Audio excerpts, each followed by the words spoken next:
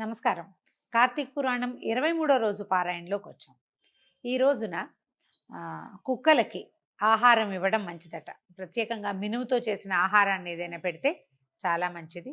ముత్తైదుకి వాయన దానం ఇవ్వడానికి కూడా ఇది మంచి రోజు. చీర, ఒక రవికల బట్ట, పువ్వులు, గాజులు, సౌభాగ్య సంబంధమైన వస్తువులు, పసుపు కుంకాలు, పసుపు కొమ్ములు, తర్వాత ఎండు ద్రాక్ష వంటి డ్రై ఫ్రూట్స్ వాటిని వాయనం ఇస్తే మంచిది. అవి దానంగా ఇవ్వడం మంచిదట. ప్రస్తుతంలోకి వస్తే అగస్త్య మహాముని అత్రి మహర్షికి చెప్తున్నారు. పురంజయుడు అనే రాజు యుద్ధంలో గెలిచాడు. ఇంతకుముందు చెప్పుకున్న మనం నిన్నటి పారాయణంలో ఏం చెప్పాము? పురంజయుడు అనే రాజు తన మీదకి వచ్చినటువంటి శత్రువులని కార్తీక మాసం రోజున తెల్లవారుజామునే హరిని అర్చించి బలం సంపాదించి శత్రువుల్ని జయించాడు. తర్వాత నగర ప్రవేశం చేశాడు. ఆ తర్వాత జయమందిన తర్వాత పురంజయుడు అత్యంత అహంభావి. అతను దైవారాధన చేయకుండా శస్త్రాస్త్రాలనే నమ్ముకుని పరాక్రమం మీదే, తన డంబాచారం మీదే ఆసక్తి కలిగినవాడు. కానీ ఒకనాటి కార్తీక మాసపు అర్చన వల్ల అతను తన శత్రువుల్ని జయించగలిగాడు కదా. దీని తర్వాత అతనికి ఏదైనా బుద్ధిలో మార్పు వచ్చిందా? ఎలా వచ్చింది? ఏం చేశాడు అనేది ఒక ప్రశ్నగా ఉంటుంది. మనం ఒకరోజు పూజ చేస్తేనే సరిపోతుందా? అలాంటి ప్రశ్నలు మనం కూడా ఎదుర్కొంటూ ఉంటాం. ఎప్పుడు కార్తీకంలో ఒక మాట దీపం పెడితే పాపాలన్నీ పోతాయి. తెల్లవారుజామున మళ్ళీ మర్నాడు తెల్లారి మన పాపం మందేనా? అలా చేస్తామా? చేయొచ్చా? దాని మీదే ప్రశ్న ఇస్తున్నారనమాట. ఈ యుద్ధంలో జయించిన తర్వాత పురంజయుడు ఏం చేశాడో నాకు తెలియచెప్పు. తన పూర్వపు డంబాచారాన్ని, పరాక్రమాన్ని నమ్ముకోవటమే, స్వశక్తి మీద నమ్మి అహంభావంతో ప్రవర్తించటమే చేశాడా?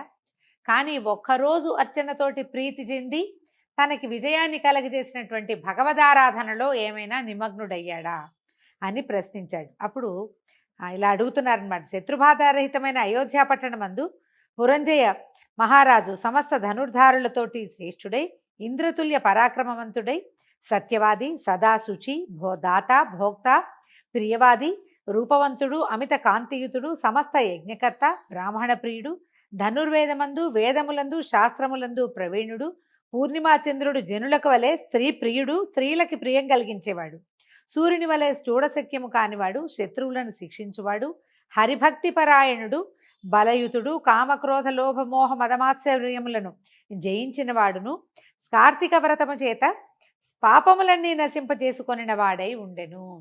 సమస్తమైన కళ్యాణ గుణాలకి ఆలవాలంగా అయ్యాడు.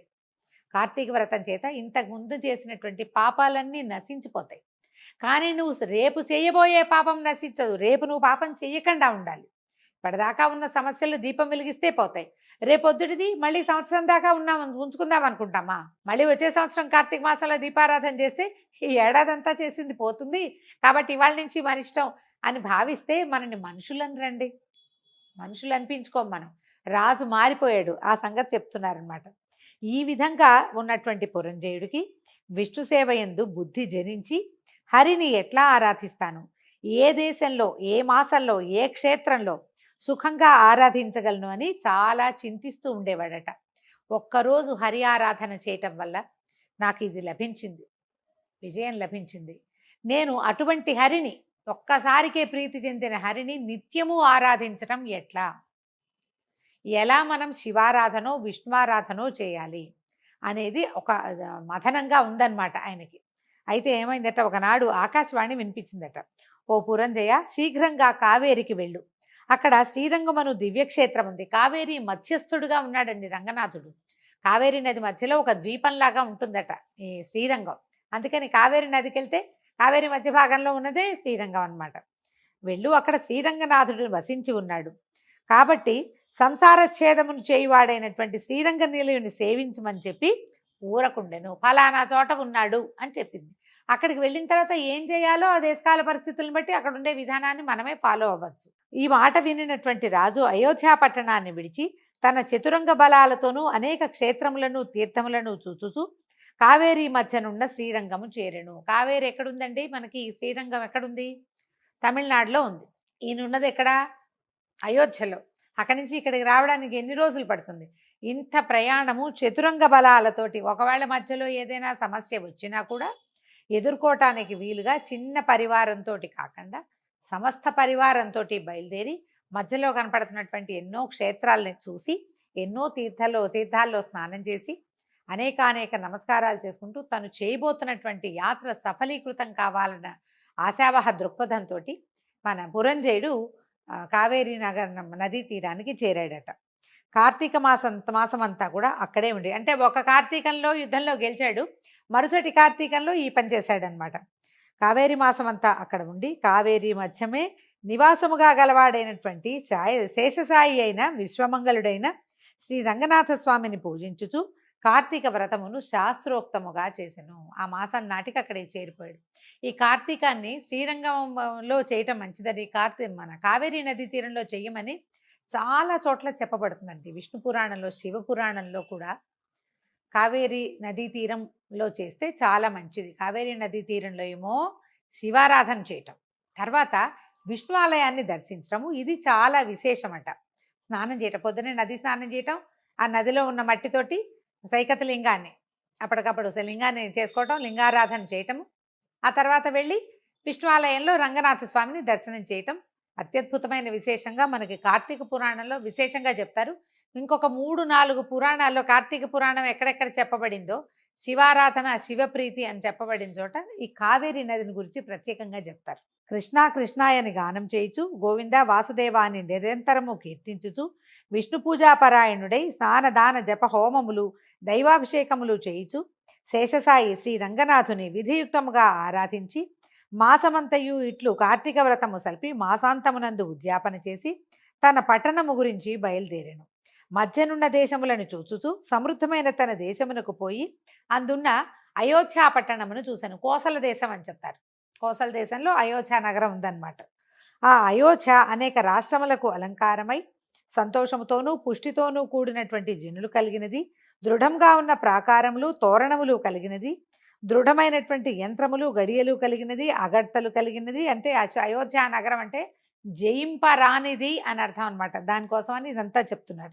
గృహగోపురముల వెంట వీధులు కలిగినది, అనేక వర్ణములు కలిగిన పతాకములు కలది, వాయువు చేత చెలింపజేయుచున్నటువంటి పతాకములు కలది, అనేక భటులు కలిగినటువంటి నానావిధ జాతులతోటి కూడి ఉన్నటువంటి అయోధ్య నగరాన్ని చూసుకున్నాడట. చూసిన తర్వాత ఇంకా అక్కడ అయోధ్య నగర వర్ణనే ఎక్కువగా చేస్తున్నారండి.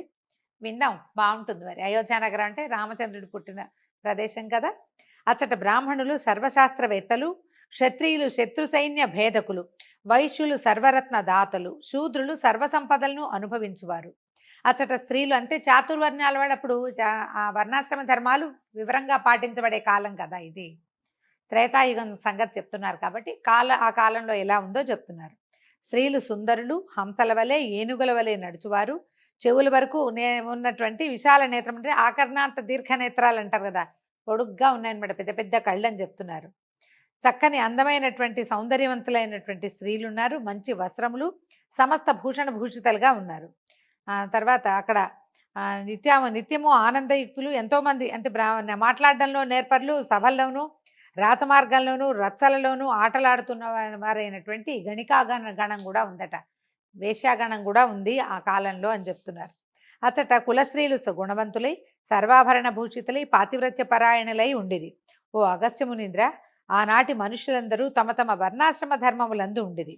పురంజయుడు ఈ విధంగా నెలకొని ఉన్నటువంటి తన పట్టణాన్ని చూసి చాలా సంతోషించాడు. అంటే ఈయన చాలా కాలం, ఇంచుమించు 10 నెలల పాటు ఇక్కడ లేడు, సంవత్సరం పాటు.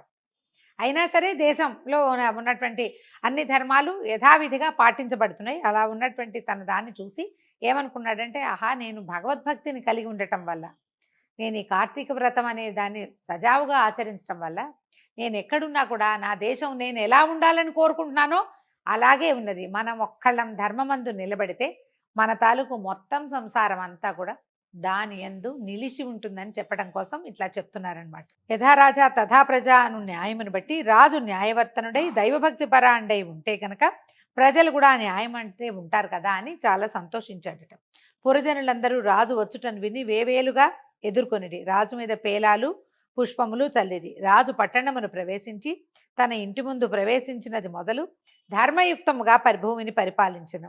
అతని తర్వాత కుమారులు మనమలు కలవాడై అనేక భోగములను అనుభవించి చివరికి కుమారునికి రాజ్యభారమును అప్పగించి తన భార్యతో సహా వనమునకు పోయి వానప్రస్థాశ్రమమును అవలంబించి కార్తీక వ్రతమును విడువక చేయిచు హరిభక్తిని స్థిరముగా చేసుకొని దాని చేత వైకుంఠలోకవాసి అయి సుఖముగా ఉండెను.